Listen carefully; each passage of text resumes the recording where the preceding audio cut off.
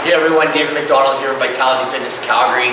Today we're actually going to go over one of the best leg exercises that you can do. So one of the big areas a lot of our clients like to target, especially our female clients, is the legs. More specifically, the back of the legs, including the butt. So one of the best exercises to target this area is a deadlift. Now there's a lot of variations of a deadlift. Okay, there's many ways in which you can deadlift. What we're going to show you today is one of the more basic ways of deadlifting, and probably the best way to learn how to properly deadlift and being able to progress to more advanced deadlifts down the road. So the deadlift we're going to show you today is what's called a Romanian deadlift. Okay, Romanian deadlift, what it does is it properly teaches you how to actually hinge at the hips, okay, which is very important for doing other deadlift variations.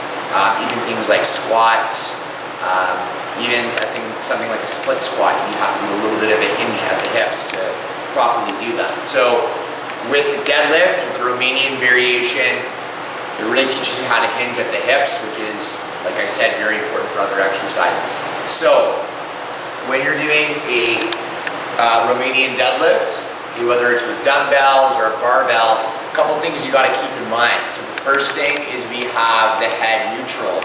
So we don't want to be looking up or looking down. So we want to keep that neck neutral. Okay, shoulders are back and down. So we're not rounding forward, we're not lifting.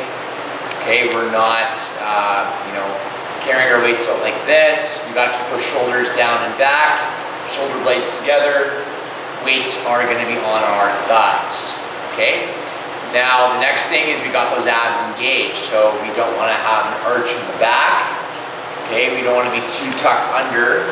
We got to get neutral. So in between here and here. So neutral pelvis.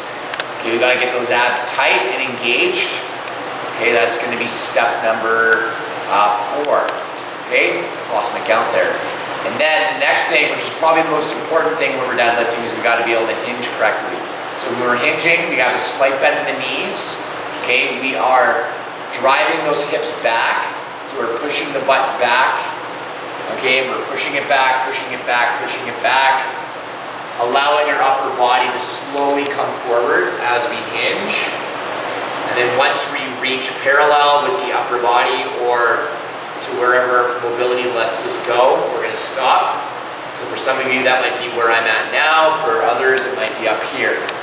We're going to hinge where mobility lets us go or to parallel, and then from here we're going to drive through the heels, keeping the abs nice and tight and coming back up to finish the movement. So again, slight bend in the knees, we're hinging, hinging, hinging, hinging, coming forward.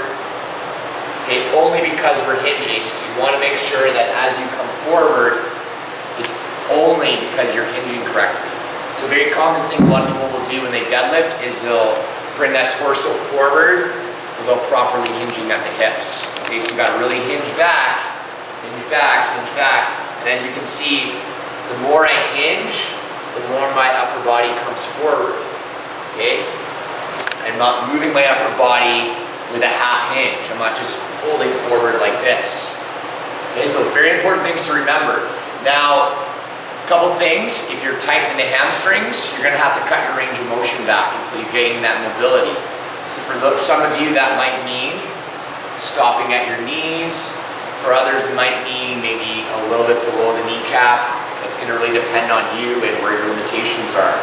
The other thing we got to keep in mind is posture. So for some of you, putting the weights in front might not actually work that well. If you're really tight through the chest and the shoulders, okay, you might have to put the weights out to the side. Now I know I mentioned before that you don't want to do that, but this is an exception to the rule. This is a caveat that we're working with. So that being said, some of you might need to go weights to the side to help keep your shoulders back. Okay? The other thing we want to keep in mind is the crown of the head and the chin. So we're keeping that chin neutral. We're not lifting that head up as we go down, which is a very common mistake a lot of people make. So they're going to keep that chin neutral. Okay, and always, always, always, we're keeping that spine straight. Okay, spine is neutral. We're never curving and rounding as we go into your deadlift. You gotta keep everything nice and straight. Keep that good alignment. Okay, for those of you who have a hard time with that, that may mean that you have to cut that range of motion back that we talked about. So that's how to properly do a deadlift. Okay, when you're starting out, start with light weights. Okay, start with maybe 10, 12 pounds. If 10 or 12 pounds is too much, start with body weight.